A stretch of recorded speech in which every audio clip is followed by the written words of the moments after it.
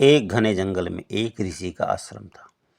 उस आश्रम में ऋषि अपने शिष्यों के साथ निवास किया करते थे। ऋषि कई सिद्धियों और सिद्ध मंत्रों के ज्ञाता थे, परंतु उन्हें अपनी सिद्धियों और ज्ञान का तनिक भी घमंड नहीं होता था। वह एक जन सामान्य की तरह ही अपना नित्य का कार्य स्वयं ही किया करते थे और भोजन के लिए वह अपने शिष्यों के साथ पड़ोस के गांव में जाते, वहां भिक्षाटन करते और भिक्षा में जो कुछ भी उनको मिलता वही आपस में बराबर बराबर बांट के खा लेते थे। इस तरह गुरु आश्रम में अपने शिष्यों के साथ रहा करते थे। एक दिन गुरुदेव अपने शिष्यों को बुलाते हैं और कहते हैं, चलो भिक्षाटन के लिए चलते हैं। वह अपने शिष्यों के साथ भिक्षाटन पे निकल पड़ते हैं। इस पे एक शिष्य उनसे बोलता है, गुरुदेव आपके पास इतनी सिद्धियां और सिद्ध मंत्र हैं, फिर भी आप भिक्षाटन पे नित्य जाया करते हैं, इसकी क्या आवश्यकता है? आप चाहें तो अपने सिद्ध मंत्रों से इतनी धन वर्षा करा सकते हैं जिससे हमें भिक्षा मांगने की कोई ज़रूरत ही ना पड़ेगी। इस पे गुरुदेव कहते हैं, हमारी शक्तियाँ और ज्ञान जन कल्याण के लिए है, न कि अपने जीवन को सुखमय बनाने के लिए। इसका प्रयोग हम अपने जीवन के लिए नहीं करते हैं। यह बात करके शिष्य शांत हो जाता है और मन ही मन सोचता है, गुरुदेव कितने मूर्ख हैं, सारा ज्ञान और सिद्धियाँ होने के बाद भी भीख मांग के हमें खाना पड़ता है।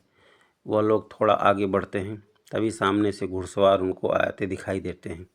घुड़सवारों ने आके उन्हें घेर लिया और उनसे पूछा, तुम लोग कौन हो? इस पे गुरुदेव कहते हैं, मैं इनका गुरु हूँ और ये लोग मेरे शिष्य हैं, हम भिक्षाटन पे जा रहे हैं, आप कौन हो? इस पे डाकुओं का सरदार बोलता, हम डकैत हैं और तुम्हारे पास जो कुछ भी है वह चुपचाप हमको दे दो। गुरुदेव कहते हैं, हमारे पास कुछ भी नहीं है। इस पे डकैत का सरदार कहता है, मैं तुम्हारे शिष्यों को बंदी बना लेता हूँ और तुम जाओ हमारे लिए 100 स्वर्ण मुद्राएं लेके आओ, तब मैं इनको जीवित छोड़ूंगा, नहीं तो इनको मार दूंगा। कल सुबह होने से पहले तुम हमारे लिए 100 स्वर्ण मुद्राएं लेके पुनः यहाँ आना। ऐसा कह के वह शिष्यों को बंदी बना लेता है।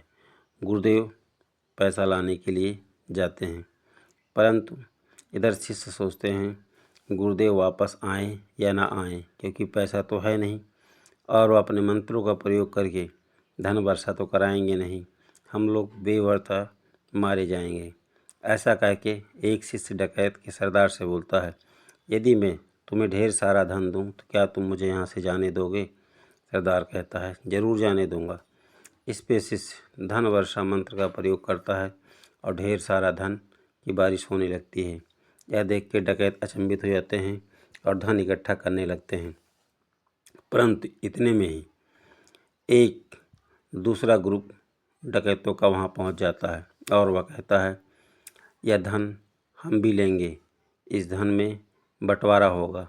इस पे पहला सरदार बोलता है, नहीं, यह धन हमारा है, इस धन को हम तुम्हें नहीं देंगे। तुम्हें यदि धन चाहिए तो तुम्हारे लिए दोबारा से धन वर्षा करा देते हैं। यह कह के वह शिष्य से कहता है, दोबारा धन वर्षा कराओ। इस पे शिष्य बोलता है, इस मंत्र का प्रयोग एक दिन में एक ही बार हो सकता है, दोबारा धन वर्षा नहीं होगी। यह सुनने पे डकैत का सरदार शिष्यों की हत्या कर देता है और सारे डकैत आपस में धन के लिए लड़ने लगते हैं। लड़ते लड़ते दोनों ग्रुप एक दूसरे को मार के पूरी तरह से ख़त्म कर देते हैं। अब चारों तरफ डकैतों की लाश और शिष्यों की लाश और सारा धन बिखरा हुआ था। जब गुरुदेव वापस आते हैं तो देखते हैं चारों तरफ लाश ही लाश है और धन का ढेर देख के समझ जाते हैं कि मेरे किसी शिष्य ने धन वर्षा मंत्र का प्रयोग करके धन की वर्षा करा दी और उसकी वजह से ही आज ये सारे लोग मारे गए हैं। मैंने इसको मना किया था कि धन वर्षा मंत्र या किसी भी सिद्धि का प्रयोग हमें अपने लिए नहीं करना है, परंतु यह नहीं माना, इसीलिए आज इसकी मौत हुई।